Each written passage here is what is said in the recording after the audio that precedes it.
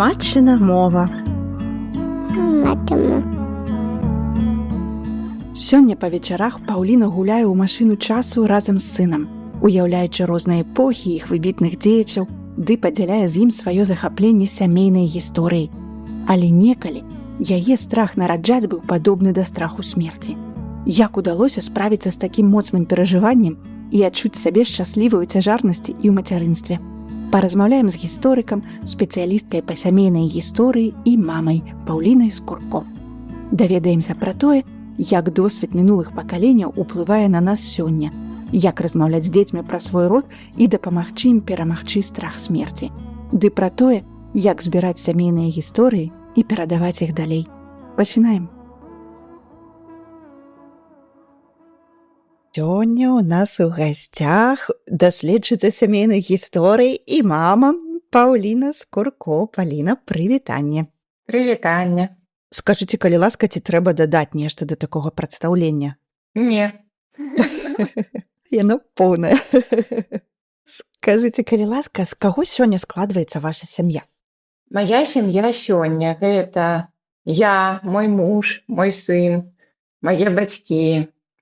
Гэта таксама бацькі майго мужа. І хоць іх ужо няма на гэтым свеце на нейкім, я думаю, што яны ўсё роўна ёсць, і я іх увесь час адчуваю, з імі размаўляю іх.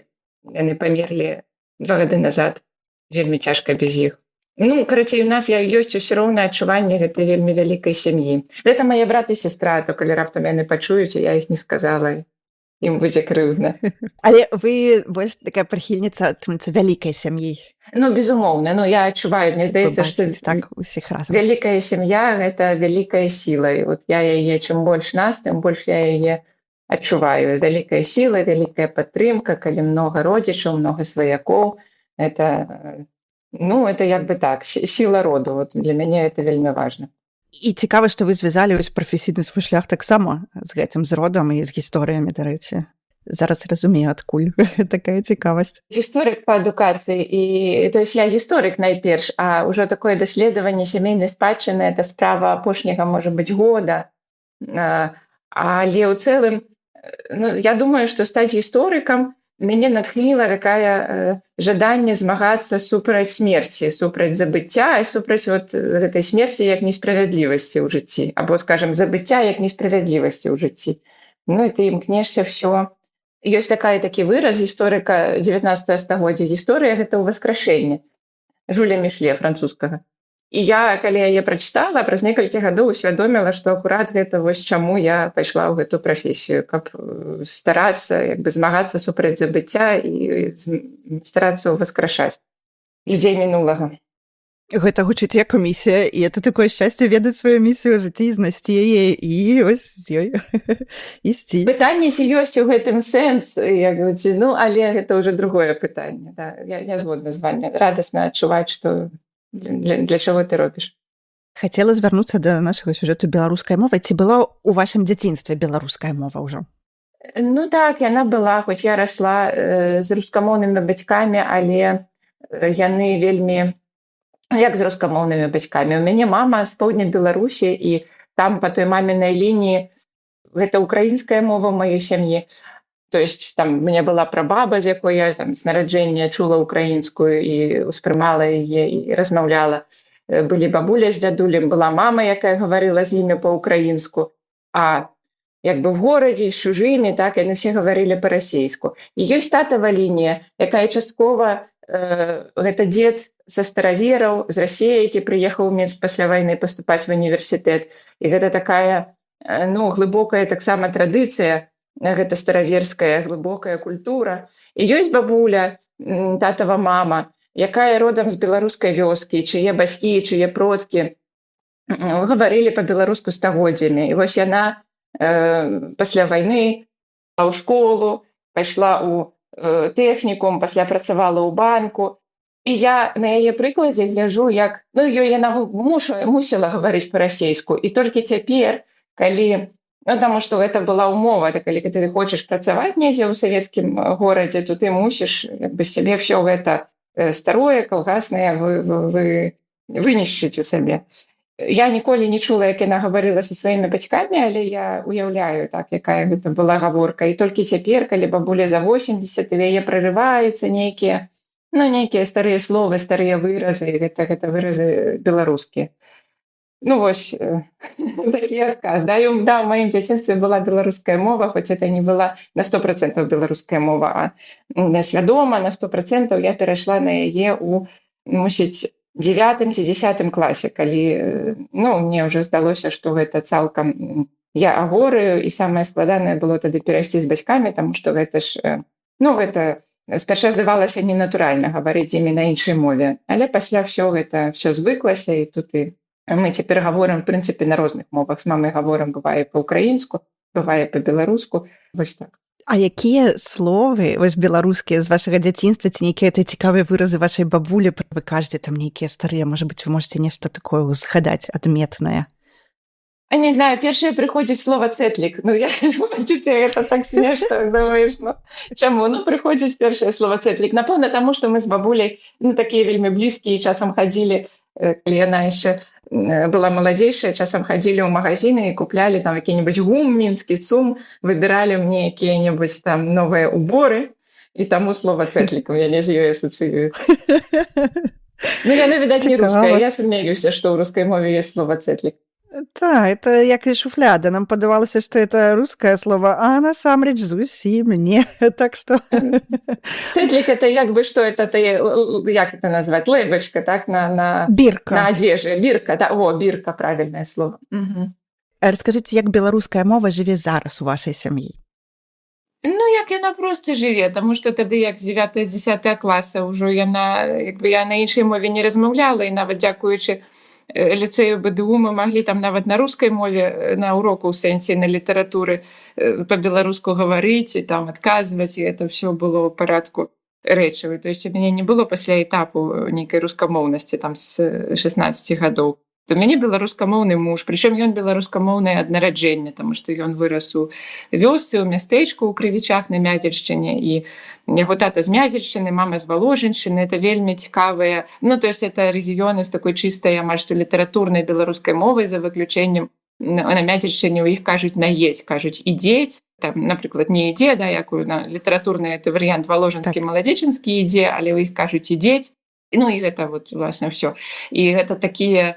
это просто як бы мора, это нейкіх лексікі, вобразаў, і я ва ўсё гэта трапіла, выбраўшы яго за мужа, і страшна шчаслівая, што ва ўсім гэтым удалося пакупацца. Якая гаворка, тут, можна сказаць, прысутнічае ў вашай сям'і? Ці вось гэтыя такія словы таксама прысутнічаюць зараз, формы слова, ці ўсё ж такі это больш такая кананічная беларуская мова?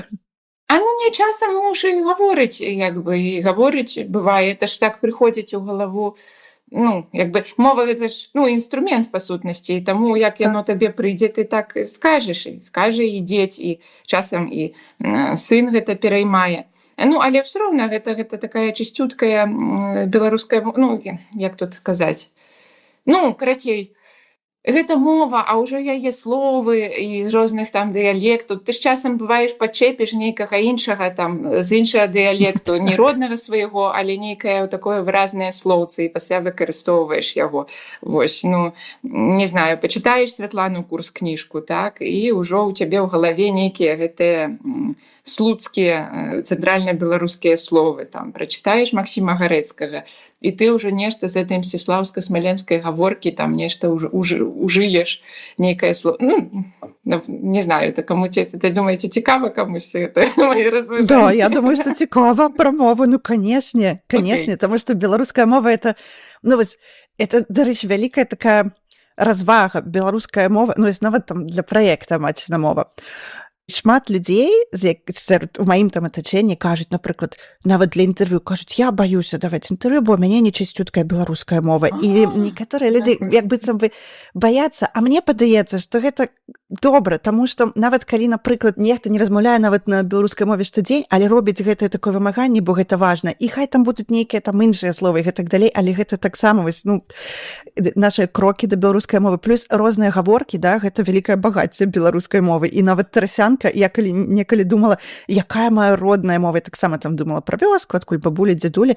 І я падумала, што ўсё ж такі гэта хутчэй такая трасянка, чым беларуская мова. Вось. Таму мне падаецца, што пра гэта важна размаўляць і важна казаць, таму што здымаецца быццам нешта такое, што пакуль у мяне не 100% такая супер беларуская мова без аніводнай памылкі, без аніводнага дыялектнага слова, то я нешта там не буду размаўляць ці штосьці такое. Я думаю, што яно здымае, ведаеце, гэты комплекс. Ну, трэба сказаць, што я настолькі як бы в жаху і в злосці. На што мы баімся? Чаго мы баімся? У нашым жыцці і так столькі ўсяго, чаго баяцца. Што будзем баяцца размаўляць? Это же, тая, як бы, спадчына тысячагоддзямі або прынамсі стагоддзямі. Нашы продкі гаварылі, як гаварылі, і ніхто з іх не баяўся размаўляць. Чаму мы баімся? І ясна, што трасянка гэта ж таксама, філолагі кажуць, што трасянка это прастамоўе беларускай мовы. Так што, то есть ніхто з нас не мусіць гаварыць той мовай, якой Купала пісаў вершы, так? Купала таксама не размаўляў уласна вот гэтай лексікай, якой там, або, я не ведаю, каго прывесці ў прыклад. Все нашы класікі. Як бы ёсць прастамоўе, ёсць гутарковая мова, і яна і з дыялектамі, яна можа быць з русізмамі, яна можа быць з паланізмамі, таму што это таксама наша мінулае нашай мовы і нашага народу. І як бы чорт з ім. То есть это не нагода адмаўляцца ад усяго таго багатага, што нам можа гэта даць. А мы можам выразіць сябе найлепш на той мове, на якой, проста таму, што яна назапасіла найбольш слоў, і нават з улікам русізмам, паланізму і, канешне, гэтых мілых розных дыялектызмаў, якімі мы можам выражаць сябе, нас і наш свет. Вось. Так, я цалкам згодная. Давайте паговорым пра досвед мацярынства тады. Як вам даўся досвед цяжарнасці і родаў у Беларусі? Досвед мацярынства быў у мяне вельмі цікавы. Я вельмі баялася цяжарыць. І гэта было гадамі, гэта было, мусіць, ад дзяцінства. Цяжка сказаць дакладна, ад якога моманту. Я помню, што я пачула ад бабуль, што гэта вельмі балюча, тады распытывала, яны все пацвярджалі, што это вельмі роды, это вельмі балюча. Паралельна, я думаю, што я неяк проста баялася на нейкім узроўні такім агульным дараслець, змяняцца. І калі я зразумела, ўрэшце рэшт, мы былі ўжо доўга, я там пісала дысертацыю, яшчэ нешта, доўга былі жанатыя, і ўжо як бы наспела, такое хацелася дзіця на нейкім узроўні, але на нейкім вельмі ўсё яшчэ прысутнічаў гэты жах. Калі я зразумела, што мой жах родаў такога ж, карацей, што ён падобны да жаху смерці, і я, можа быць, лепей бы памерла, чым нарадзіла, я ўжо сама спалохалася гэта свайго параўнання, і тады, нарэшце, знайшла вельмі добрую псіхатэрапеўтку, якая за некалькі месяцаў як бы проста правільных пытанняў да мяне, на якія я сама сабе адказвала, пазбавіла мяне фактычна ад гэтага страху. І трэба сказаць, што я не магла зацяжарыць, можа быць, года паўтара. І пасля, праз некалькі месяцаў я зацяжарыла. І это быў вельмі шчаслівы час. Я помню, што я, як бы адчувала сябе каралевай. Это такі, пакуль што адзіны час у маім жыцці, калі я проста была, я была на вяршыні жыцця. Я сябе карміла там смачна кожны абед, я нікуды не спяшалася, я вельмі сябе, як бы вельмі па-сяброўску да сябе ставілася, з сабой размаўляла вельмі па-таварыску і з павагай. І пасля, калі былі роды, то мне таксама ў цэлым вельмі спадабалася. То есть это быў такі, я помню адчуванне, такі вобраз, што роды гэта таксама як нараджэнне, як смерць, такі экзістэнцыйны момант у нашым жыцці, які мы толькі самі можам прайсці. Ніхто з намі не можа раздзяліць там это ні страх, ні боль, ніякія пачуцці, ні адчуванні. Хоць там, муж будзе побач, але што, ён будзе проста побач, таму што як сябар, да. Але, ты ўсё роўна ты сам нараджаеш сама. І, мне вельмі спадабалася гэта адчуванне, што я сама сабе магу быць партнёрам, і спадабалася, як я праз гэта прайшла, як я там сабой размаўляла, сябе матывавала, і всё, як это всё мінула і скончылася. І мне здаецца, што да, это вельмі моцны такі быў досвед дараслення ў добрым сэнсе, не ў сэнсе нейкага там адзервянення, але ў сэнсе дарослы чалавек, это чалавек надзейны, можа быць, адказны перад сабой. Я за сабой гэта пабачыла. А што б вы параілі іншым людзям, іншым жанчынам, якіх таксама можа прысутнічаць вось такі страх, якім быццам і хочацца дзіцёнка, ёсць таксама нешта Таму што сапраўды гэта калі думаць пра гэта, разважаць, то гэта страшна насамрэч. Ну, Я это добра страшна, што разумею. ад невядомасці, так, ад гэтага болю, Так, пра які нам расказвалі, што ён нібыта.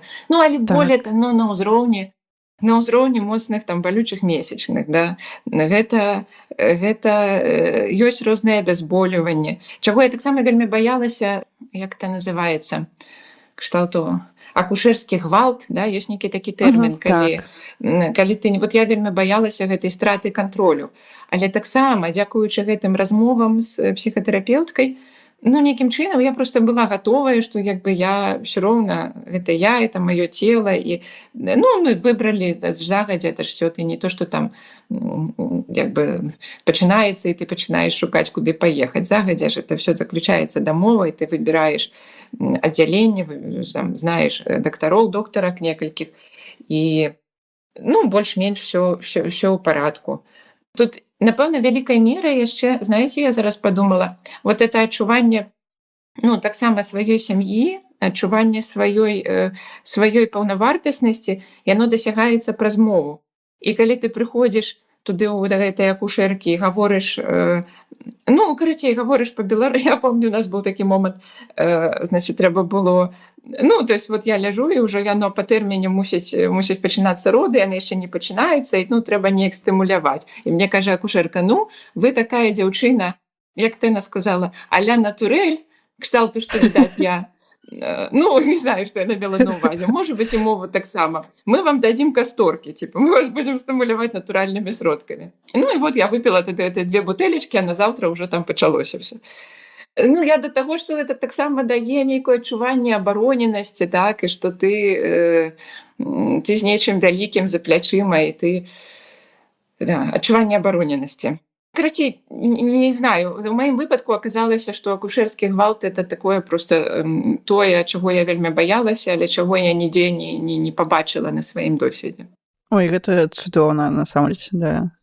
І я просто подумала пра боль, напрыклад, мой досвед, ну, насамрэч, это па шкале болю, бо для мяне асабіста, напрыклад, это было нашмат больш, чым там просто балючыя месячныя вось. Але ты ведаеш, што гэта скончыцца, што гэта не будзе, што той час, калі ты будзе вельмі моцна балюча, што гэта не будзе цягнуцца, што гэта ёсць нейкі тэрмін, і вось гэта дапамагае, мне здаецца. Это просто пра тое, каб, мне здаецца, калі казаць, што это можа быць не так там балюча, ўсё, то у некага можа быць вялікае расчараванне, таму што як бы ёсць розныя такія там моманты, там, да, што розныя досведы, да, што это можа быць сапраўды вельмі балюча, але праз гэта можна прайсці. Просто дзіка, я думаю, як было раней, да? Але ў наш час ёсць курсы падрыхтоўкі, калі ты знаеш паэтапна, што там, як, за чым будзе ў цябе. І калі вучаць дыхаць, і нават без гэтых курсаў выявілася, што мяне неяк не так навучылі дыхаць, як трэба было мне для парадку. І акушэрка проста патлумачыла. І ты сапраўды як бы ўдыхаеш, выдыхаеш на пэўны лік,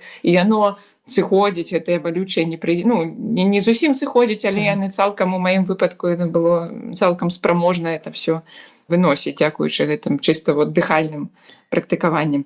А вы пыталіся яшчэ, што рабіць, да, з гэтымі страхамі, то, канешне, ну, псіхатэрапія тут вельмі важная, але нават і самому сабе можна дапамагчы, калі ты прааналізуеш досвед свайго роду. Акурат недавно перачытывала кніжку амерыканскай псіхалагіні, псіхатэрапеўткі Галіт Атлас, «Эмацыйная спадчына», яна называецца «Emotional Heritage», і яна апісвае выпадкі, проста кейсы са свайго досведу розных яе кліентаў, і іх, як бы яны прыходзілі з адной праблемай, і пасля яны пачыналі раскапываць, і высвятлялася, што гэта праблема іх бабуль, дзядуль, бацькоў, якая ім проста, ну, перадалася ў пэўным выглядзе. І там ёсць адна гісторыя пра жанчыну, якая акурат прыйшла да яе вот у такой сітуацыі, значыць, яны з мужам ўжо як бы пара была, да, надыходзіла пара займець дзяцей, і муж ужо вельмі хацеў, а яна вельмі вагалася. І яна як бы і хацела, і не хацела. І вот яна там сидзела і разважала пра тое, што прыводзіць дзяцей у гэты страшны свет. А пасля высветлілася, што яна ўнучка дзядулі, які перажыў Халакост, і, ну, уласна, што яе гэтыя апасенні, яе начныя сны, яе з дзяцінства былі сны, калі яна з дзіцём на руках некуды, то есть вот яна дзіцё, там 7 гадоў яны пачаліся. Дзіцём на руках некуды бяжыць і хоча схавацца і не можа схавацца. Высветлілася ў выніку, што ў дзядулі была сям'я, і ён трапіў у Асвенцым з жонкай, з маленькай дачкой, іх разлучылі ў першы дзень, і больш ён іх ніколі не бачыў. І ён перажыў гэта, эміграваў пасля вайны, і там сустрэў бабулю ейную, так і нарадзілася гэта яе кліентка, але як толькі гэта высветлілася праз там знаёмых сям'і далёкіх, іх нашчадкаў таго чалавека, з якім ён прыйшоў у Асвенцым, у яе прапаў і страх, і прапалі гэтыя начныя кашмары. Я хочу сказаць, што у многіх з нас ёсць яўна ў родзе вельмі траўматычныя гісторыі, калі колькі дзяцей гінула, і трагічна, і проста, тоже сказаць, трагічна гінула і не трагічна гінула. Я маю на ўвазе, што і ў войнах, у нейкіх такіх грамадскіх катастрофах, і колькі проста за ўзроўнем медыцыны у нашых бабуль і прабабуль. І як гэта адбілася? Варта даследаваць гэтае пытанне, проста выявіць все такія выпадкі і самому ці з тэрапеўтам абгаварыць гэта ў сям'і, і тады, магчыма, стане нешта больш зразумела, і нейкія страхі сыдуць. Атрымліваецца, што веданне гісторыі свайго роду наогул дапамагае ў вельмі розных этапах бацькоўства, пачынаючы ад этапу падрыхтоўкі да гэтага досведу. Атрымліваецца так, да. Хаця я ніколі раней не артыкулявала гэта так сабе. Я нават сабе пазначыла, ведаеце, это як такі хайлайт, адзін з хайлайтаў пачатку нашай размовы, таму што это такая цікавая, важная, мне здаецца, думка. Дазвольце, я яшчэ параю. Акрамя гэтай амерыканкі Галіт Атлас, у нас ёсць свая беларуская і беларускамоўная даследчыца трансгенерацыйнай траўмы. Это менавіта гэта траўма псіхалагічная, якая перадаецца з пакалення ў пакаленне, Кацярына Розіна. І ў яе ёсць неймаверны падкаст па-беларуску, які называецца «Што ты тут забыў?». І там таксама ёсць зварот да гэтай праблемы. А якія ў вас атрымаліся галоўныя, можна сказаць, челленджы і радасці мацярынства? У мяне, мусіць, няма адказу на это пытанне. Перш за ўсё таму, што мне здаецца, што я не хачу, ведаеце, каб мацярынства вызначала ўсё. Мне не здаецца, што асобу павінна вызначаць мацярынства або бацькоўства. То есть это як бы дадатковы такі, кагосьці штосьці адно ў косці другога, а хтосьці выхоўвае дзіця. Я спачатку неяк думала, што дзеці, некалі мы з мамай у размове сфармулявалі, гэта як асобная такая цывілізацыя, іншая раса, іншапланетная. І твая задача толькі ім дапамагчы асвойтацца, тут адаптавацца ў гэтым свеце, патлумачыць, надзяліць любоўю, надзяліць нейкімі тымі стартавымі пазіцыямі. А пасля ўжо вот такая твая задача. І тут таму і з гэтым звязаныя, напэўна, все цяжкасці і дасягненні. А што з нечага нядаўняга, можа быць, вас пасмяшыла ці парадавала ад вашага сына? Тамаш, буду зараз пра цябе расказваць. Цяця Юля пытаецца, што пасмяшыла ці парадавала ад цябе? Нічога. Это ж не цябе пытаецца, мяне. Што мяне у табе парадавала? Я хочу сказаць, што, канешне, пачынаючы з выбара імені, мы неяк все-таки па-за эзотэрыкай мы штосьці ў дзіця укладаем. І калі мы выбіралі імя па радаводзе. Мы выпісалі тое, што нам падабаецца, або тых продкаў, якіх нам хацелася бы увекавечыць імёны з нашых з мужам радаводаў. І такі склалі лонгліст, пасля шортліст, і пасля Тамаш нарадзіўся і сталі ўжо на яго прымяраць. І тады было два ў нас выніковыя, быў Амелян і быў Тамаш. Але як ён нарадзіўся, ён быў такі крэпенькі, такі збіценькі. Карацей, ён не падаваўся мне Амелянам, падаваўся мне больш Тамашом і мужу. І ён стаў Тамаш. Але гэта імя з Андрэевага мужавага радавода з 19 стагоддзя, Тамаш Скурка, адзін з першых гэтых скурак нам вядомых. І цяпер расце гэты чалавек, які так цікавіцца генеалогіяй, папраўляе нас, то, чыя была мама, бацька, прабабуля, па якой лініі, часам нават ужо і да раздражнення, што не, это не тая бабуля. Вельмі цікава, як ён стаў успрымаць, то есть на нейкі, нават цяжка адсачыць пачатковую кропку, калі гэты радавод, калі ён стаў цікавіцца. Проста неяк стаў пытацца, хто была, і хто быў, бацькі, бабуля, дзядулі, а хто былі іх бацькі. А пасля ў яго стала складвацца это ў галаве ў нейкую сістэму. А пасля ён яшчэ ў нас цікавіцца рэтра-машынамі. Ну, такімі вось гэтымі мадэлькамі, да, якія прадаюцца. І Так. паступова ў нас стала збірацца музей сям'і з рэтра-машын. То есть все машыны, якія звязаныя з нейкім чынам, напрыклад, я ў дзяцінстве, мяне тата з мамай вазілі на белым «Жигулі». І ў нас паявілася белыя «Жигулі» і некалькі іншых «Жигулі», якія таксама як бы сімвал гэтых «Жигулёў». Або мой дзядуля... Не было там больше «Жигулей», только по твоей линии одна. Мой дзядуля ездзіў на матацыкле да таго, як тата нарадзіўся, і пакуль бабуля яму не забараніла. І у нас з'явіўся матацыкл. Ён не зусім той мадэлі, але ён як бы сімвал таго матацыкла. І от гэтых ужо, Тамашык, збегай палічы, колькі ўсе машыны ў музейным аддзеле. Або, напрыклад, па іншай лініі дзед Павел працаваў у калгасе на грузавой машыне. І вот знайшлі грузавую машыну больш-менш падобную да той, і вот яна ўжо стаіць, ніхто з імі не гуляе, то есть яны канкрэтна называюцца музей рэтра-машыны, у ёй асобны аддзел, гэты музей сямейных машын. Ну і вот я ў нейкі момант 16. Зразумела, 16 машын у музейным аддзеле. 16 машин. Да. Або, напрыклад, там ёсць таксама машыны, на якіх, калі працаваў, напрыклад, мой дзядуля, ішоў прадзед, ёсць сіняя ніва. Ну, карацей, я ў нейкі момант зразумела, што гэтыя праз гульні, праз цацкі, гэта такі яго спосаб пісаць гісторыю і успрымаць гісторыю сям'і і будаваць радаводнае дрэва, да, праз машыны. Ну, вот. Это можа быць не то, што смешнае, але такое цікавае. Да. Ну, гэта нават вельмі сур'ёзна, насамрэч, таму што тут спалучаюцца два вось гэтых захаплення, генеалогіі і вось машыны. Это супер цікава. І музей машын, такі прыватны свой музей машын. Гэта вельмі цікава. Хацелася трошкі распытаць пра вас, ваш досвед мацярынства. Можа быць, вы даведаліся пра сябе нешта цікавае і нечаканае вось у гэтым досведзе пасля нараджэння Тамаша? Ну, я, напэўна, вот вярнуся да таго адказу, калі я вам гаварыла, што для мяне нечакана было, як з якой унутранай сілай я магу праз гэта ісці. І, уласна, гэты досвед зрабіў мяне такой... То есть тут цяжка, ведаеце, Тамаш нарадзіўся ў 20-м годзе, і там было столькі ўсяго, што цяжка аддзяліць, што менавіта з гэтага досведу зрабіла мяне такое, як я цяпер сябе адчуваю. Ну, тут можна, напэўна, гаварыць, што гэта менавіта досвед мацярынства, ён такую запусціў гэту праграму даросласці і нейкіх дарослых у добрым сэнсе рэакцый на розныя цяжкасці жыцця.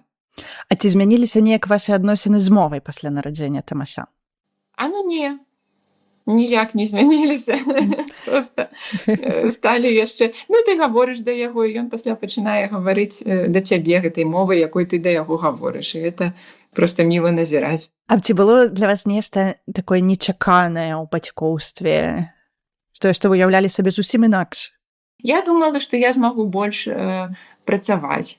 Выявілася, што не. Ну, але ў гэтым быў і пазітыўны бок, таму што вельмі я помню гэта адчуванне, асабліва, цяпер то можна чалавека заняць чым-небудзь, або нават ёсць і садкі, а некалі можа быць і школа, але тады, як ён нарадзіўся, і вот пастаянна, як ён па спісе, пасля трэба яго глядзець, увесь час. Я помню гэтае адчуванне першае, можа быць, паўгода, або першых 9 месяцаў, калі все нечым занятыя, а я сижу і гляжу на яго і думаю, боже, як я атупляюся, як бы сколькі ўсё можна было б цікавага тут прачытаць, напісаць, абдумаць за гэты час. А вот мы з табой сидзім. Але пачынаеш з другога боку такія каштоўныя, помню, гэтая пауза, калі малы засне, і кідаешся да камп'ютара, і што там трэба тебе прачытаць, напісаць, абдумаць, гэтым займаешся, і гэта каштоўнае 1,5-2 гадзіны, і ты урваў, і зрабіў, і гэтая работа адчуваецца як такая вельмі, ведаеце, як глыток вады, да? А што б вы маглі параіць мамам і татам, якія хочуць перадаць беларускую мову і культуру сваім дзецям, але, можа быць, самі не ведаюць, з чаго пачаць, таму што самі не размаўляюць, напрыклад, увесь час на беларускай мове. Дзе вы параіце ім пашукаць падтрымку і натхненне? Ведаеце, я думаю, што тут, канешне, важна падаваць нейкі свой прыклад. Может быть, людзі робяць, не знаю, можа, які-небудзь дзень у тыдзень размаўляць па-беларуску. Это все псіхалагічна непроста, таму што это такі праз звычнае ты пераступаеш.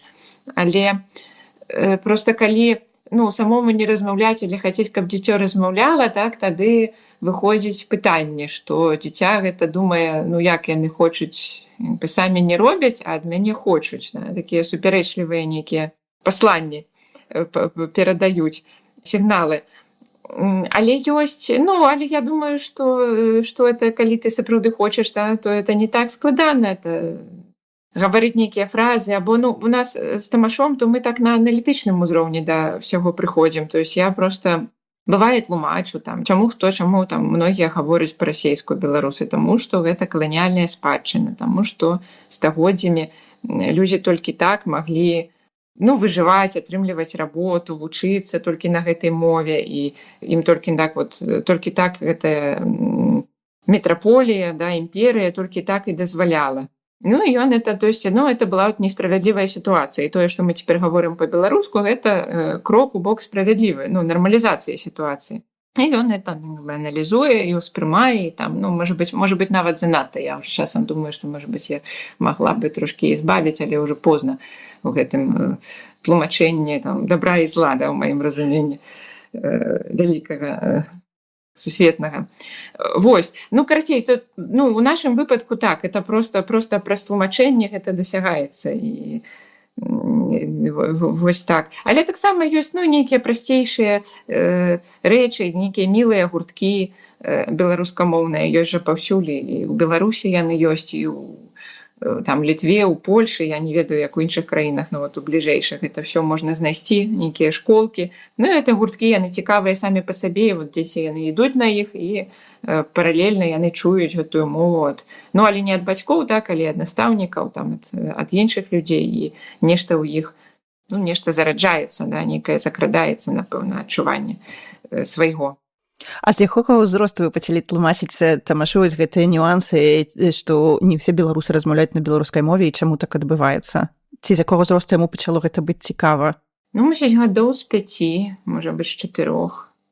То есть, просто чалавек прыходзіць з пытаннем, да, што такое, з нейкім пытаннем, і ты яму адказваеш. І у пэўны момант ён пачынае прыходзіць з пытаннем, што чаму гэты чалавек беларус, так а чаму ён гаворыць па-руску, па-расейску? Таму, што не ўсе беларусы гавораць па-расейску. А чаму? Таму, што стагоддзямі іх прывучалі і прымушалі гаварыць па-расейску, або казалі, што калі толькі вы будзеце гаварыць па-расейску, толькі тады вы зможаце чагосьці ў жыцці дасягнуць. І людзі вучылі так сваіх дзяцей, тыя вучылі сваіх унукаў. І таму цяпер бывае так. Ага. Але гэта неправільна. Канешне, гэта неправільна. Там штосьці ходзіць, штосьці варыцца, пасля ён прыходзіць праз 3 дні яшчэ з нейкім пытаннем, якое вынікае з гэта. Цікава, як гэта ўсё працуе ў іх. Я хацела пра Тамаша расказаць яшчэ, можа быць, у дадатак 2 такія акалічнасці. Па-першае, ён стаў вельмі любіць маляваць, можа, з год назад, і ён увесь час малюе гісторыю і архітэктуру. І гэта Касцюшка на кані, гэта князь Міндоўг, гэта яшчэ князь Усяслаў, князь Рагвалод, это Ефрасіня Полацкая, яе крыж. Такія рэчы. І ўжо нават так яму: Тамаш, ты намалюй што-небудзь яшчэ, можа, прыроду. І ён такі, сядзіць, малюе, дятла, дыназаўра. Все намаляваў, выканаў абавязковую праграму, тады перагарнуў лісцік і зноў малюе. Это князь Міндоўг, а это Гедымін. У мяне заставаўся час, я вырашыў яшчэ намаляваць. А другое, наша з ім такая цяпер гульня, якая вельмі добра на засынанне. Можа, хтось сіперойме гэта, не знаю, такія самыя, як мы гуляем у машыну часу. І некаторыя засынаюць, да, добра кажуць засынаць, калі ўяўляеш, што ты на дне лодкі ляжыш і глядзіш у неба, а мы засынаем, што мы ўяўляем, мы ляцім скрозь розныя эпохі. Мы пралятаем адных, пралятаем другіх, князь Альгер скача на кані ад Масквы, да Віцебска. А вось мы праляцелі, это Купалы з братамі Луцкевічамі, ідзе ў Вільні па вуліцы Віленскай, давай пойдзем за імі, так і глядзіш і заснуў. Гэта ваша гістарычная профдэфармацыя, не? Это все выклікае, это ягоная гістарычная профдэфармацыя, але не без майго відавочна, прычым несвядомага нейкага, несвядомага ўплыву, да, так атрымалася. Это вельмі цікава. Гэта вы расказваеце, ці ён сам расказвае вам так вось перад тым, як заснуць гэтыя? Не, хутчэй ён, я магу там накіраваць нейкае, ён спытае там, як яны выглядалі. Ну, тады расказваеш, як выглядалі людзі там у гэты час або штосьці. Ну, такое гэта хутчэй з яго падачы. Это супер цікава. І якраз вось у меня было гэтае пытанне пра тое, як уплывае ваша роль мамы на бачанне прафесіі і наадварот. І быццам бы тут вы пачалі ўжо паказваць канкрэтныя прыклады. Як жа уплывае? Сапраўды. А ці ёсць яшчэ нейкія прыклады, вось як так перамяжоўваюцца, пераплятаюцца ваш прафесійны досвед і досвед мамы? Як адно ўплывае на другое? Ну, это ж просто, чым больше у тебе досвед і шырэйшы там у розных сферах, то тым больш ты разумееш людзей мінулага. І там, каб, не знаю, зразумець, як пеклі хлеб, да, то трэба паспрабаваць яго спячы на гэтай печцы з гэтых матэрыялаў. А тут ты разумееш, што адчувалі людзі, калі ў іх былі дзеці, што адчувалі людзі ў скрушных сітуацыях, калі ў іх былі дзеці. Як это было, калі там, напрыклад, акупацыя, да, і вот я вельмі добра разумею цяпер, ну, лепей стала разумець маю бабулю, маю прабабулю і прадзеда, як яны ў Мінску акупаваным перажывалі гэта, што такое было дзяцінства ў гэтай сітуацыі.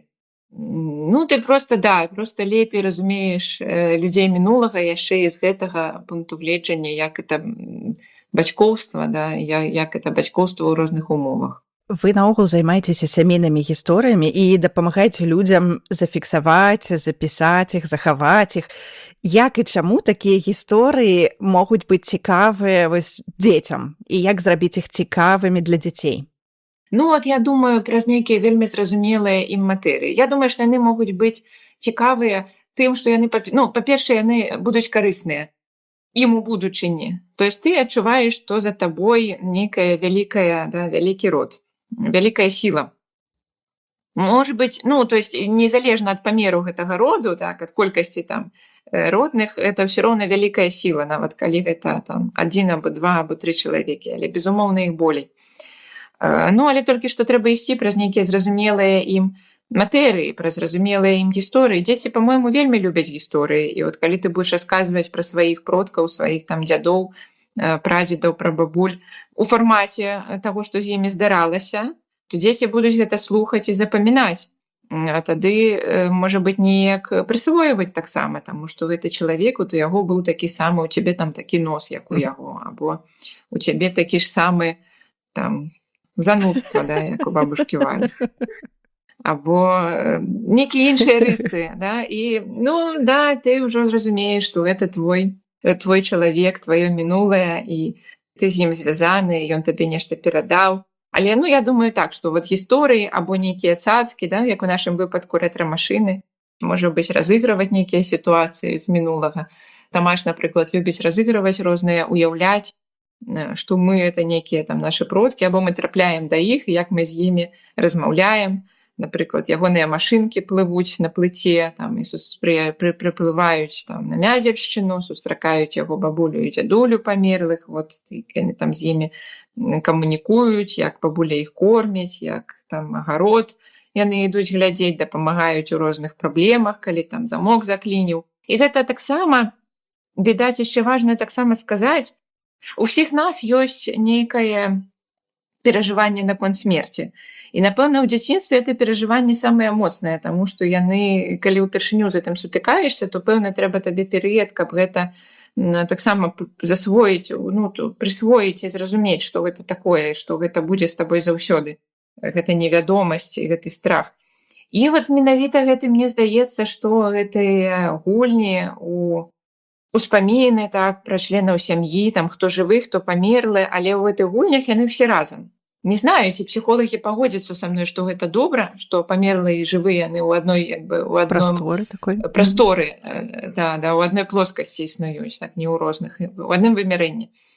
Ну, але мне здаецца, што гэта вот надае, ну, як бы пазбаўляе, у пэўным сэнсе надае всім нам это адчуванне, акрамя страху смерці, яшчэ і адчуванне бессмяротнасці нас на нейкім узроўні. І гэтым асабліва, гэтым малышам асабліва, да. Таму што, ну, можа быць, мы з імі не гаворым так пра гэту смерць, але яны пра яе ўжо думаюць. Я думаю, што гэта частая досыць гісторыя, што калі дзеці адчуваюць, што ў сям'і гэта табуяваная тэма, ну нейкім чынам, да, это вельмі балючае. І так бывае, што там нешта, напрыклад, ён пытае, ну дзіця, да, я была сведкай сітуацыі, а дарослы кажа, што ну не будзем пра гэта, не, як бы, на што нам пра гэта гаварыць. Але гэта, ну, наадварот, яшчэ болей, да, дадае яму трывогі пра гэту тэму. І тут таму пра гэта трэба гаварыць, і вот добры спосаб зменшыць гэтыя трывогі, мне здаецца, гэта размовы пра тых, хто ўжо памёр, як бы пра іх паўнавартаснае, вельмі цікавае, насычанае жыццё. І працяг гэтага жыцця ў нас і ў гэтых малых. Я якраз хацела вас запытацца з наступным пытаннем, але вы на іх ужо адказалі. Гэта было пра тое, як зрабіць так, а вось тыя людзі з нашай сям'і, якіх ужо няма побач, але якія для нас вельмі важныя, каб нашыя дзеці нешта да іх даведваліся і таксама адчувалі нейкую іх важнасць у сваім жыцці, у сваім родзе. Вось, але так, вы адказалі, можа. А яшчэ вельмі важна, я думаю, рабіць такія альбомы. Ну, от, можна глядзець фатаграфіі так хаця б на тэлефоне, але, напэўна, ідэальна было б это раздрукоўваць, это все, наклеивать, да, каб это быў візуальны вобраз гэтага чалавека, там, напрыклад, там, нашага дзядулі, якога ўжо няма, якога нашы дзеці ніколі не бачылі, але ён для нас важны, і там нейкіх яго, да, у яго характэрных выразах аблічча, у яго характэрных занятках. А ў якім узросце, як вы думаеце, можна пачынаць распавядаць дзецям пра іх радавод, пра іншых родных, якіх яны не ведалі? Я думаю, што вот такім жа самым, як бы, калі яны пачынаюць успрымаць нейкія наратывы такія большыя, калі пачынаюць глядзець мульцікі і слухаць казкі, што гадоў, напэўна, там у 3, я ўжо не помню, як там было. Ну вот неяк з такога ўзросту, мне здаецца, што это ж той самы, ну это казка просто пра рэальных, як бы, на рэальных падзеях, да. А як зрабіць вось якраз такі бацькам, якія, можа быць, якім складана самім прыдумаць там нейкую казку, як падаць цікава такую гісторыю, туды дадаваць нешта такое магічнае, ці проста прадумаць там загадзя сапраўды пісаць і апісаць як нейкую казку, ці можна распавядаць проста так, і гэта ўсё роўна не будзе сумна для дзіцёнка? Я думаю, што вот вы жывеце, і здараецца нейкая сітуацыя, калі вы вспамінаеце кагосьці са сваіх продкаў. Ну, і нейкую, можа быць, сітуацыю, звязаную з імі. Просто трэба занатоўваць это ўсё ў асобны файлік на тэлефоне, там, у 2-3 словах, каб вспомніць пасля, пра што ідзецца. А потым яшчэ мець час на тое, каб абдумаць і ўявіць, як эту гісторыю абрасціць, можа быць, дэталямі. Можа быць, ну, бачыце, это можна спалучаць вельмі добра з уласнымі пошукамі па сваім мінулым. Можна гаварыць з нейкім з блізкіх, задаваць пытанні. У мяне ёсць вельмі добры апытальнік, не знаю, як, можа быць, хочаце, мы зробім пад, типа, 10 самых цікавых пытанняў, куды-небудзь туды змесцім вам у апісанні. Ну, да прыкладу, да, такія нейкія невідавочныя рэчы, можна пытацца тых, хто яшчэ жывы, хто яшчэ побач, або з кім вы маеце магчымасць пагаварыць, і у іх удакладняць дэталі, а пасля пераказваць это все. Бачыце, это будзе і вам такая карысць у тым, што будзе больш адкрывацца ваша мінулае сямейнае, і дзецям будзе карысць у тым, што ім таксама будзе адкрывацца гэта сямейнае мінулае разам з вамі, так, толькі ў форме. Ну, вы правільна сказалі, напэўна, ну, это трэба, відаць, ісці ад дзіцяці. Хто любіць больш фей, то трэба туды фей уключаць у гэты аповед. Хто любіць жывёл, то там расказы пра жывёлы таксама уключаць іх, а ў нашых продкаў уже многа, я думаю, што ў кожнай сям'і ёсць. Хто любіць, ну вот, хто любіць роботаў, не знаю, што нам рабіць. Можа быць, расказваць пра нейкую тэхніку старую. Да? Это таксама, я думаю, што на дзяцей уздзейнічае гэтыя аповеды пра тэхніку. І таму што многа ёсць такога, там, як, не знаю, аўдыёмагнітафон або плеер, якое нават пакаленне назад так было звычнай рэччу, а дзецям ужо это вельмі дзівіць іх. А што ўжо казаць там пра нейкія грамафоны або маторы там першыя, да, старыя машыны і так далей. Да, думаю, што трэба, каб быў элемент прыгоды ў аповедзе, это заўсёды важна. А ці важна расказваць гісторыі, захоўваць гэтыя гісторыі з дзяцінства нашых продкаў, з дзяцінства розных чальцоў сям'і? Ну, канешне, важна. Тут нават, не знаю, як тут відавочна, ну, мне відавочна, што гэта важна. Гэта... А вы хочаце спытаць, чаму это важна? Я не знаю. І я хацела спытаць, і чаму гэта важна, і чаму гэта гісторыі з дзяцінства там розных пакаленняў сям'і могуць быць цікавыя, і таксама як лепш іх захаваць гэтыя гісторыі, можа быць, якое пытанне задаць свайму дзядулю, сваёй бабулі, сваім бацькам, каб захаваць гісторыі з дзяцінства. Бо вы шмат кажаце пра такія невідавочныя пытанні, якія якраз такі дапамагаюць раскрыць, да, людзей і захаваць такія гісторыі. Мне таксама падаецца, што дзяцінства гэта такія цёплыя гісторыі, і калі мы уяўляем там, напрыклад, чалавека, якога мы ніколі не ведалі са сваёй сям'і, таму што там ён уже памёр, калі мы нарадзіліся, і калі мы даведаемся нейкую акалічнасць дзяцінства, то мы пранікаемся і такой цеплынёй, і часам пасля будзем шукаць такое падабенства, а можа часам, калі вось у нейкім сваім узросце можам шукаць і адказы на нейкія свае пошукі кшталту, а вось там моя бабуля вось так вось зрабіла, то можа быць і я так зраблю. Да, я думаю, што па-першае, гэта дзяцінства нашых родных, нашых бацькоў, нашых дзядоў і наступных пакаленняў, як любое дзяцінства, яно вызначае далейшае жыццё. І калі мы зразумеем, пра што яны праходзілі ў дзяцінстве, хаця б на ўзроўні зразумела, што так, як любая гісторыя, все это толькі рэканструкцыя, это все маленькая дзірачка ў плоці, праз якую мы можам падгледзець нейкі фрагментик гэта жыцця. Але, карацей, нейкі эпізод, ён все роўна нам можа патлумачыць, чаму яны сталі такімі, і можа быць нават, калі гэта эпізод дастатковай важнасці, да, чаму мы такія, што нам перадалося ад іх, часам вельмі невідавочнае. Калі, напрыклад, это была нейкая траўма, да, дзяцінства нашых родных, як любое дзяцінства, я думаю, так, што яно складаецца з нейкай радасці і вось гэтых такіх цяжкіх перажыванняў, радасці, якая ёсць проста таму, што гэта дзіця, і дзіця ўспрымае свет як цалкам нешта новае, і все нават самае цяжкае для дарослага, так, для іх это ў пэўным сэнсе там прыгода і захапленне новым. Але таксама гэта і першае пачуццё пакінутасці, гэта і першае нейкае расчараванне, першая сустрэча са смерцю, першыя страхі, і гэта таксама важна. Важна для любого чалавека, і важна нам таксама разумець, пра што яны праходзілі, у чым это заключаліся іх такія непрыемныя моманты, якое тут слово выбраць. Да, і можна таму пытацца пра невідавочныя рэчы. Маё любімае пытанне з гэтых, якое мяне саму прымушае ўжо год думаць, пра від з акна. Які быў від з акна ў тваім дзяцінстве? І тут адказы. Па-першае, калі чалавек пачынае ўспамінаць свой від з акна ў дзяцінстве, ён занураецца ў таго сябе, які глядзеў праз гэта акно у вельмі розных станах, у розныя поры году, у розным настроі і пасля розных падзей у сваім жыцці. Па-другое, у кагосьці магло не быць так акна ў доме або у пакоі. Калі гэта вясковая хата, то акно ў кухні, акно можа быць недзе, не каля ложка, так, і чалавек, можа быць, глядзеў не з акна, але з ганку. І гэта тое самае, ён сядзеў на ганку або сядзеў каля калодзеза. Але вельмі цікава, што складала аснову, такі падставовы краявід яго дзяцінства. Сярод такіх невідавочных пытанняў можа быць таксама пытанне пра імя. Чаму цябе так назвалі? Можна спытаць у каго, бацькоў, так, у дзядоў, у сябе. І, магчыма, вы ніколі нават іх не пыталіся, і, магчыма, адказ будзе таксама нечаканы. Чаму цябе так назвалі, а калі ёсць такое шчасце, можна спытаць, напрыклад, у бабулі ці дзядулі, чаму вы так назвалі маму. Ці гэта было імя моднае, але, хутчэй за ўсё, это імя ўсё роўна звязанае з нейкім вобразам, з нейкім дарагім чалавекам, або з нейкім чалавекам, на якога яны хацелі, каб іх дзіця было падобнае.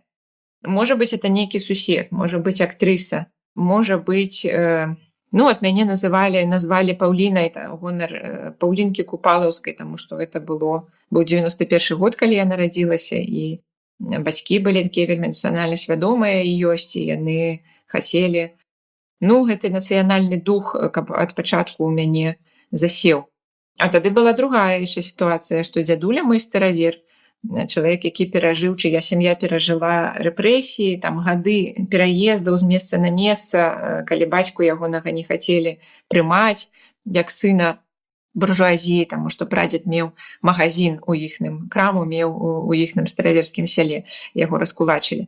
Карацей, то гэты мой дзядуля са сваім всім бэкграундам сямейным стаў гаварыць, не можна даваць такое імя, таму што з такім іменем з ёй ніхто не будзе гуляць у пясочніцы. Ну, напэўна, ён меў на ўвазе там складанае, так, або нейкае з нацыянальнымі канатацыямі. Я не знаю, я ўжо не магу яго спытаць.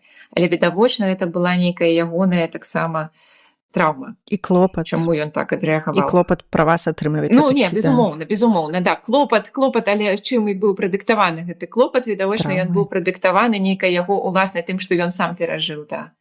Можа быць, я сапраўды дам нейкі дзясятак самых цікавых пытанняў у апісанні. Можна пытацца пра моду, пра стыль, як твае бацькі хацелі, каб ты выглядаў, як ты выглядаў, якое было тваё любімае адзенне у дзяцінстве, у падлеткавым веку, як ты зарабіў свае першыя грошы, на што ты іх патраціў. Або ці помніш ты нейкі падарунак, які у вашай сям'і нейкі памятны табе? Ці помніш ты нейкі падарунак сваім бацькам, які ты зрабіў? Это могуць быць адказы, якія выведуць на нейкія вельмі глыбінныя рэчы. Можна пытацца пра тое, як аднаго называлі ў сям'і, ці абедалі разам, ці елі разам, ці размаўлялі за ежай, хто быў частым госцем, з кім вашаму роднаму больш за ўсё падабалася камунікаваць, размаўляць у дзяцінстве, ці гэта нехта са сям'і, ці, можа быць, гэта нехта зусім чужы. І чаму? Ну, карацей, цікавых пытанняў многа, так, і пасля многа, да, можна яшчэ мне падабаецца пытанне пра гадзіннік, дзе ў вашым доме стаяў гадзіннік, так, і гэта таксама, як і пытанне пра від з акна, яно адразу занурае ў нейкія рэаліі нас, у якія мы маглі там дзесяцігоддзямі не пагружацца пасля гэтага дзяцінства. Ну, але гэтаксама можна і пытацца пра нейкія цікавыя гісторыі, якія з вамі адбыліся ў дзяцінстве. Ці любілі вы хадзіць у школу, а чаму? Ці хадзілі вы ў садок, якой дарогай вы хадзілі? Якія ў вас былі сябры? Што вы такое зрабілі, за што на вас бацькі моцна крычалі? Ну, вот эту гісторыю можна дакладна будзе пераказваць пасля перад засынаннем сваім дзецям. Так, і шукаць паралелі. Я недзе прачытала пра тое, што калі дзеткі вельмі маленькія, калі ім цяжка спраўляцца з нейкімі эмоцыямі, то можна узгадаць: ой, ну вось я там табе не дала печеньку, а ты так хацела. Але вось калі я была маленькая, у мяне таксама была такая гісторыя, што мне таксама не далі печеньку, то я цябе добра разумею. І я на сваёй маленькай дачцы, якой няма яшчэ 2 гадоў, заўважыла, што калі я так кажу, яна спыняецца, яна глядзіць на мяне зусім па-іншаму, як бы канфлікт вычарпаны. Вось. І сум таксама прыходзіць. Можа быць, не кожны раз, але гэта, да, Як бы вы раздзялілі яе бяду. Ну, да, яна разумее, што гэта не проста там так, я кажу, што разумею, а што ёсць канкрэтны прыклад, які даказвае, што да, мне таксама ёсць такі сумны досвед нейкіх такіх дзіцячых крыўд, як і ва ўсіх дзяцей. Вось. Мне вельмі цікава стала вас запытацца, як вы сталі прафесіяналам, эксперткай у гэтай галіне, як вы сабралі, назапашваеце вось гэтыя веды, як вы пачалі працаваць з іншымі людзьмі таксама з гэтай тэмай сямейных гісторый? Ёсць такі даследчык спадчыны, гістарычнай спадчыны, культурнай спадчыны Сцяпан Стурэйка. Ён многа цікавых ідэй у жыцці мне ўжо падкінуў. І пазамінулым годзе ён прапанаваў мне зрабіць такі курс. Ну, як бы мне на пачатку здавалася, ну, таму што ён знаў, што я многа займаюся сваёй сямейнай спадчынай, а як я многа займаюся, у Мінску ёсць такі раён Старажоўка. Хто з Мінску, той будзе яго знаць. Это раён гістарычнага архіва, ад Траецкага прадмесця да Камсамольскага возера, так можна яго акрэсліць.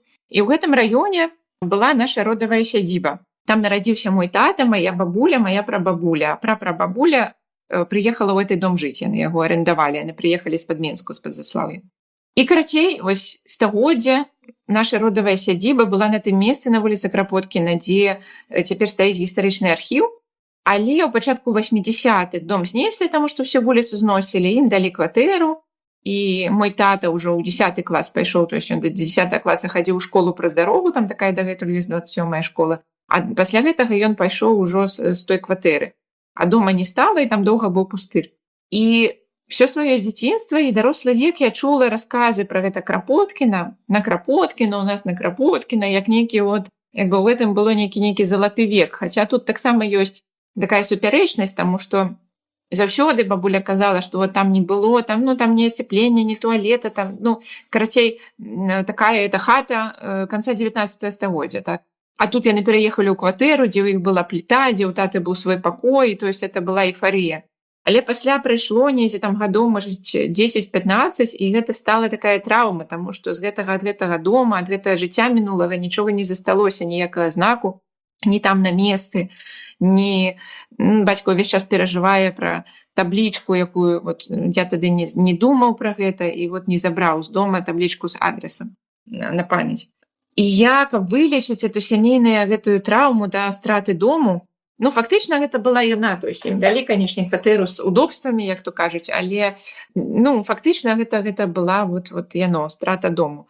І я стала чытаць больш пра гэты раён, я стала записываць гутаркі з бабулінымі сяброўкамі, тады проста з чужымі людзьмі, па фэйсбуку іх шукаць, якія жылі на Старажоўцы. Ну, каб нейкі ствараць вобраз раёна, вобраз успамінаў, вобраз мінулага, да, каб вот это уваскрасіць гісторыя этого воскрешения, вот каб уваскрасіць мінулае, даць яму далейшае жыццё ў нейкай форме. І я гэтымі гадамі гэтым всім займаюся. Я тады стварыла, прыдумала такі фармат, на Google Мапу стала наносіць успаміны людскія, вот пра тое месца, якое, ну, на кожнае месца свае ўспаміны.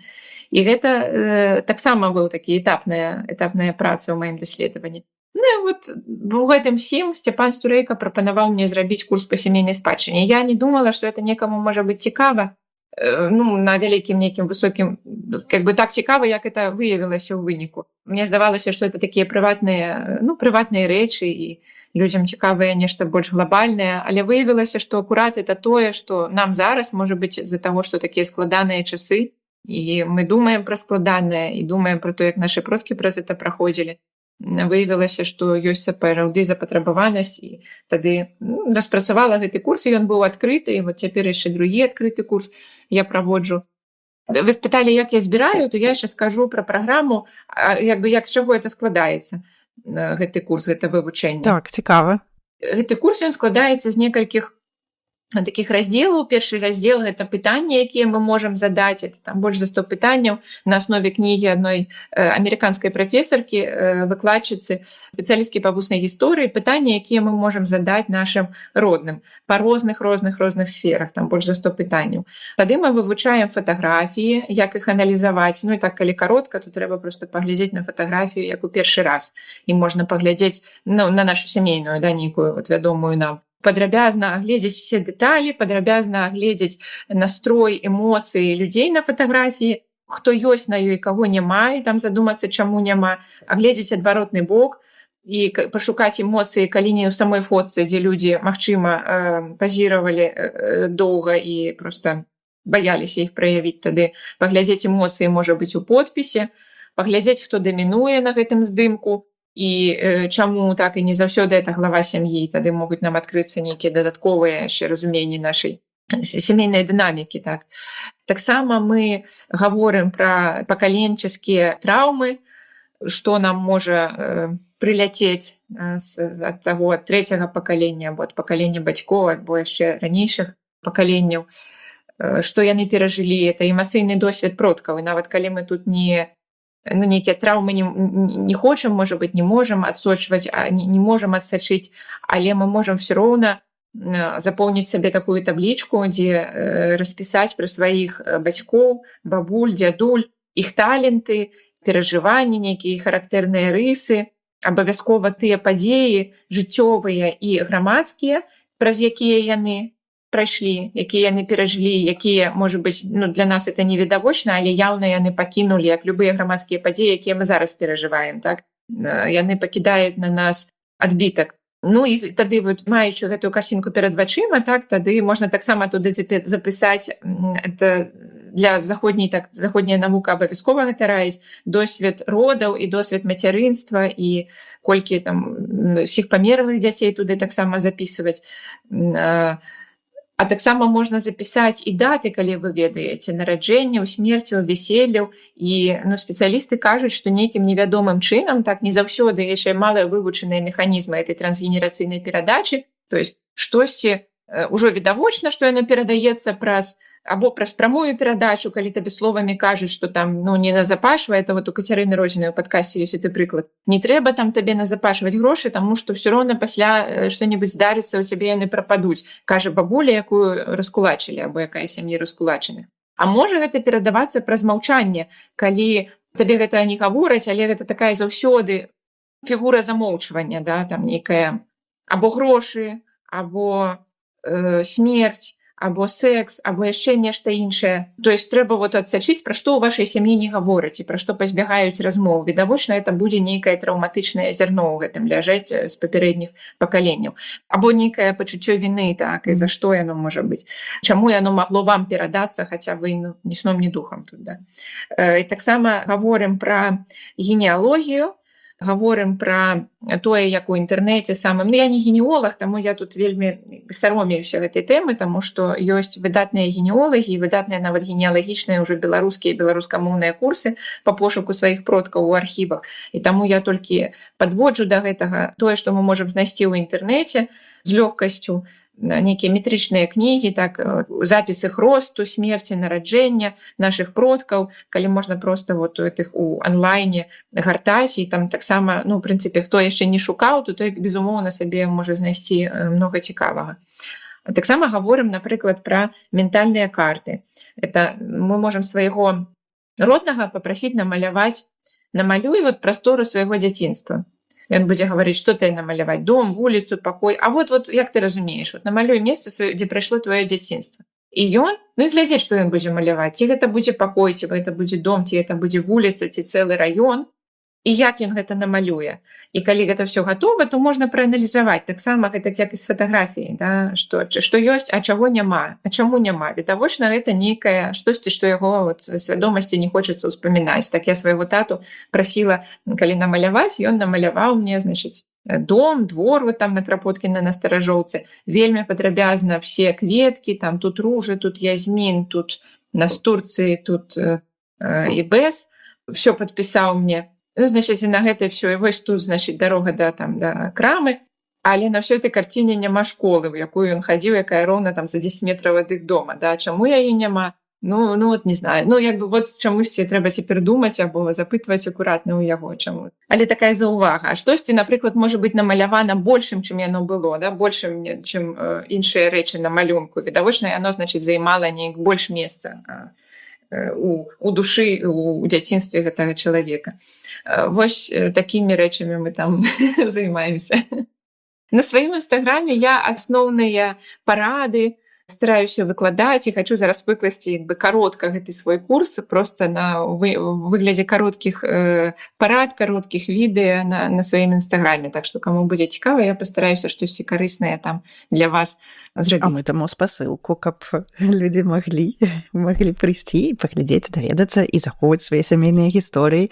А вось, дарэчы, як захоўваць гэты масіў такой інфармацыі, вось малюнкі, аповеды, як гэта ўсё захаваць так, каб гэта прыдаць нейкую форму гэтаму, каб таксама не губляцца, можа быць, пасля ў гэтых матэрыялах, каб прасцей перадаваць наступным пакаленням? Ну, это трэба мець асаблівы настрой.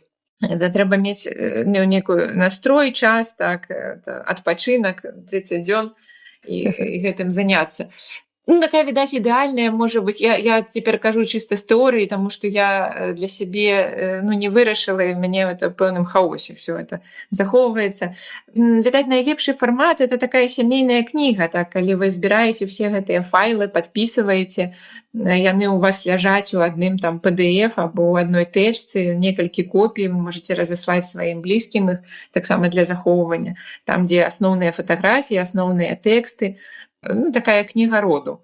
Але, ну, безумоўна, тут просто на ваш погляд, што вам хочацца зрабіць, што это можа быць за праект. Это можа быць нейкі просто тэкст, нейкае эсэ, аўтаэтнаграфія, так, саманазіранне пра сваю сям'ю і сябе ў ёй. Таму што, ну, безумоўна, ў нашых сем'ях ёсць розныя не вельмі, можа быць, прывабныя старонкі, і у залежнасці ад таго, наколькі вам хочацца з імі разабрацца, так, і там можа быць розны фармат. Ну, адна справа — это эсэ там пра, не знаю, гвалт там з боку кагосьці членаў сям'і, або алкагалізм, або штосьці яшчэ. Іншая справа гэта сямейная кніга, так, з фотаздымкамі і датамі жыцця, месцамі пахавання, якую вы можете перадаць нашчадкам. То есть я думаю, што гэта эсэ пра складаную спадчыну таксама трэба перадаць нашчадкам, але відавочна это павінны быць розныя дакументы. І рознай формы, можа і розны ўзрост, калі мы паказваем гэта. Безумоўна, это павінен быць розны ўзрост. Да, учора ў мяне быў прекрасны выпадак. У нас была сустрэча нашага курсу, і я акурат апавядала пра гэты выпадкі з кнігі Галіт Атлас, пра тое, як трэцяму пакаленню перадаюцца траўмы продкаў. І прыйшоў мой Тамаш, які хварэў, сеў побач і кажа, я просто пасяжу. Ну, і я думаю, ладно, мы ж з ім, я яму пра ўсё гавару, да, мы пра ўсё размаўляем з ім.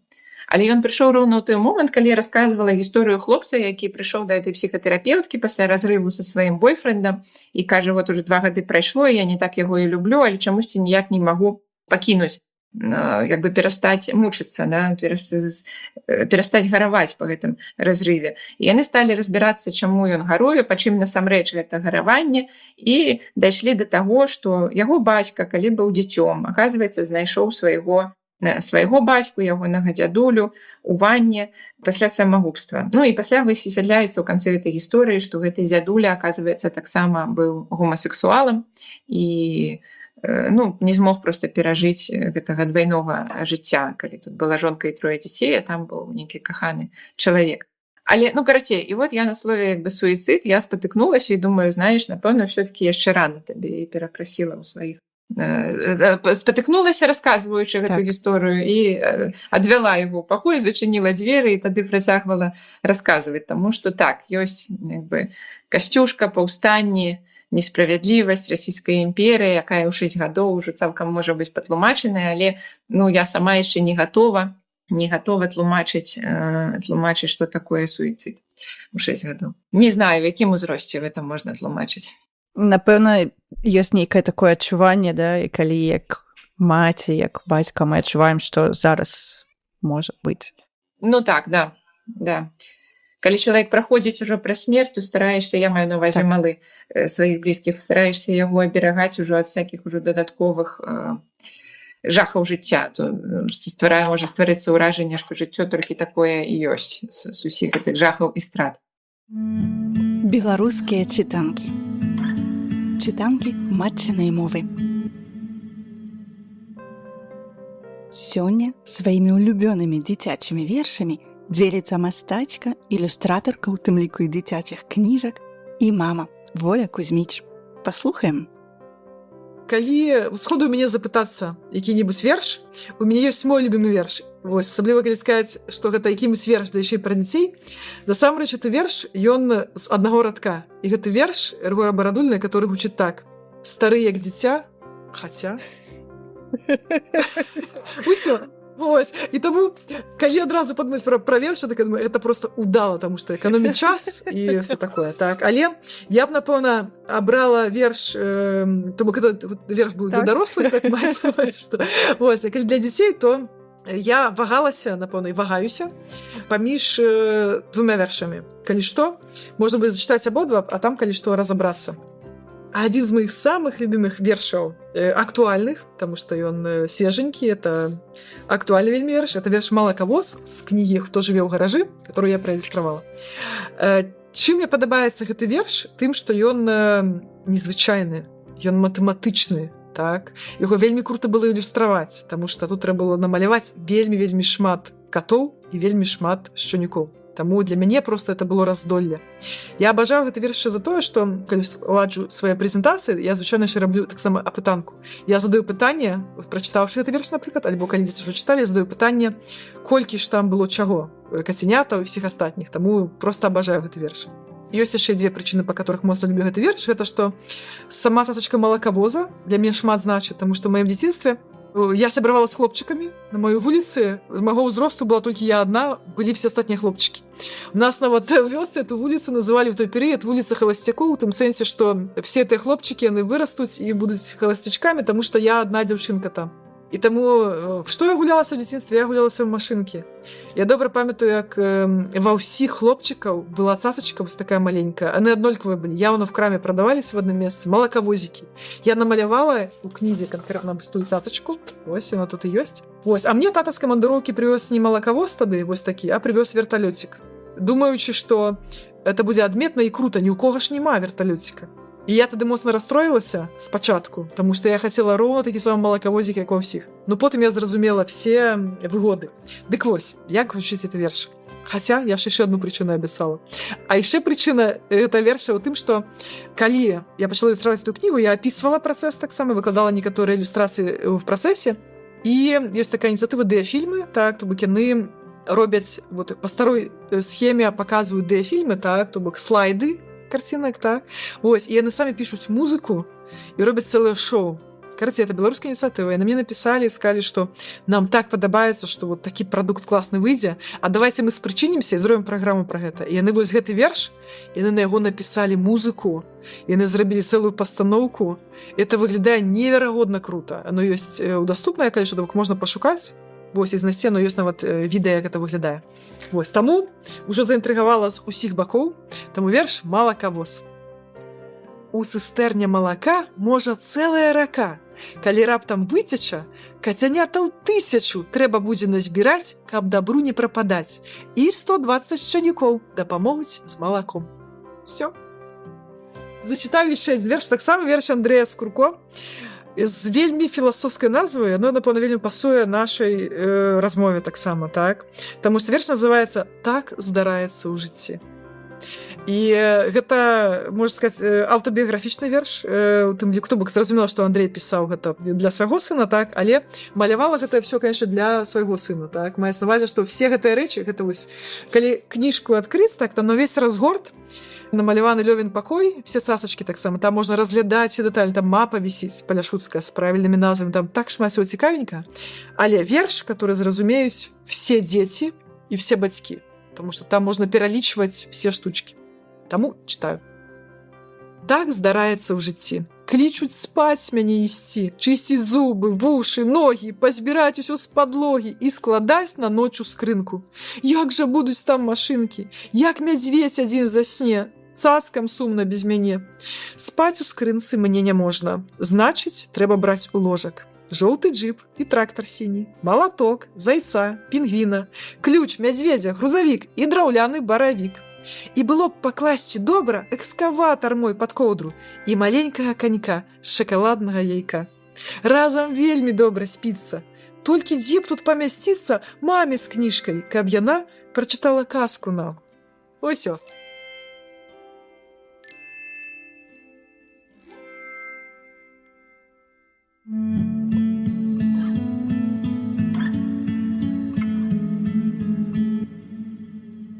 Я хацела запытацца яшчэ, як запісаць і захаваць для сямейнага летапісу гісторыі пра нашых дзяцей, якія яшчэ маленькія.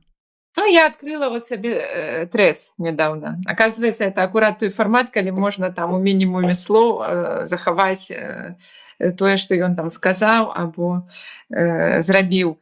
Ну, бачыце, у тэорыі зноў-такі ёсць людзі, я знаю людзей, у мяне ёсць сяброўка, якая записывала веладзённік пра свайго сына, і это выклікае захапленне. У мяне ніколі не было, мне все здавалася, што я і так штосьці запомню. Але галоўнае, што калі сядзеў мой муж, то я все яму кожны дзень записывала. І у нас ёсць падрабязная хроніка дараслення Тамаша з 1,5 до 3,5 гадоў. І вот як бы пасля 3,5 там чорная дзірань. Я ўжо нічого не памятаю, і слава, як бы рада, мой мозг рады, што не трэба больш працаваць, записываць, і адключыўся ўжо на ўсіх рэжымах. Перастаў успрымаць, перастаў памятаць, і я таму, як бы, можа быць, праз фатаграфіі толькі мы можам нешта ўзнавіць. Не знаю, ці я адказала на ваше пытанне, бо я тут сама без адказу. У працэсе.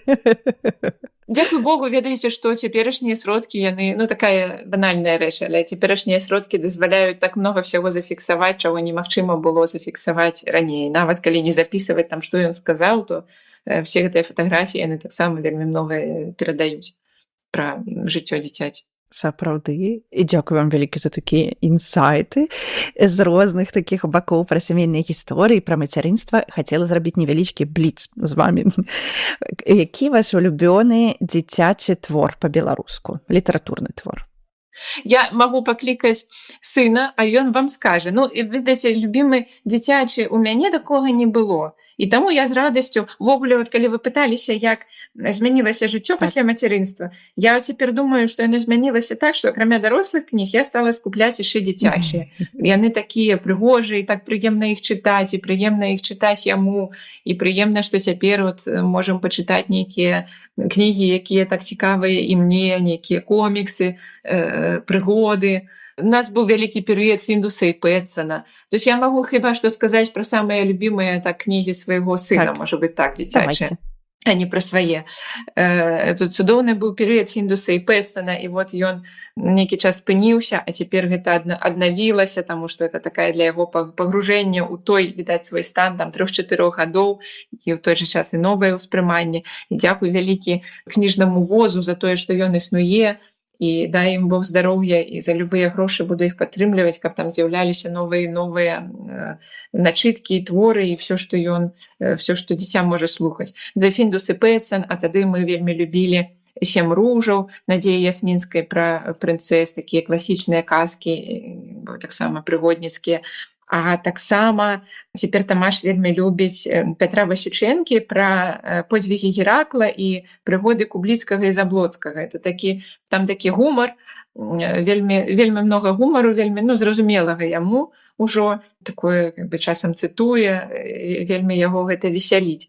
І таксама ён вельмі любіць хронікі Нарніі. Таксама дзякую кніжнаму возу і выдаўцам хронік Нарніі за тое, што яны па-беларуску з'яўляюцца. Такая цудоўныя фэнтэзі. А учора вельмі доўга, пакуль, калі я яго выгнала, значыць, са свайго гэтага курса, учора ён слухаў «Сем камянёў» Алексея Шэйна. Таксама, там асобная, канешне, радасць для гэтых нашых цяперашніх дзяцей з іх незвычайнымі такімі імёнамі нетыповымі. Это тое, што ў гэтай кнізе таксама ёсць все там до выбору і до кольору. Там і Ян, і Эмілія, і Тамаш, і каго там толькі няма. Вось такія мусяць будуць мае адказы. Это, безумоўна, это так вот, каб нікога не пакрыўдзіць. Вельмі многа добрых кніг, вельмі многа добрых кніг выходзіць. І па-беларуску да таго ж, да, это супер. Па-беларуску, да, увесь час выходзіць і перакладных, і арыгінальных, і проста дзякуй Богу, што мы такая нацыя, якая так многа прадукуем добрага дзіцячага контенту. Я б прарэкламавала і кніжкі вашага мужа, цудоўныя вершы для дзяцей. Мы не па вершах. Выявілася, што Тамашу гэтых вершаў хапіла там на стадыі 2-3 гадоў у паштоўках, і выніку ён вершы зусім не слухаў і не слухае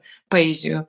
А вот прозу, такую вялікія наратывы, вот это нашы, так, это наша тэма. Гісторыямі. А якая улюбёная беларуская музыка, якую вы слухаеце разам, якую вы любіце слухаць разам?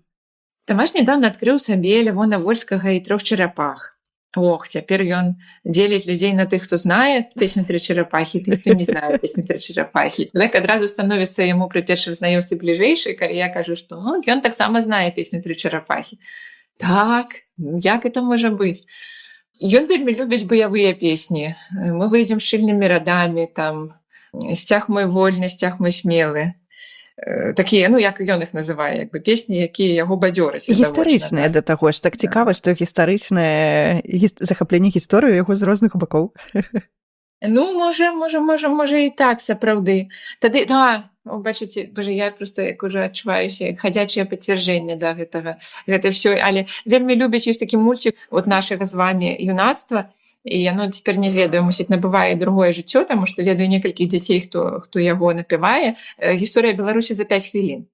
Там, дзе Александр Памідораў, видимо, Лявон Вольскі яшчэ на заднім плане яны спяваюць эту гісторыю Беларусі за 5 хвілін, такі рэп.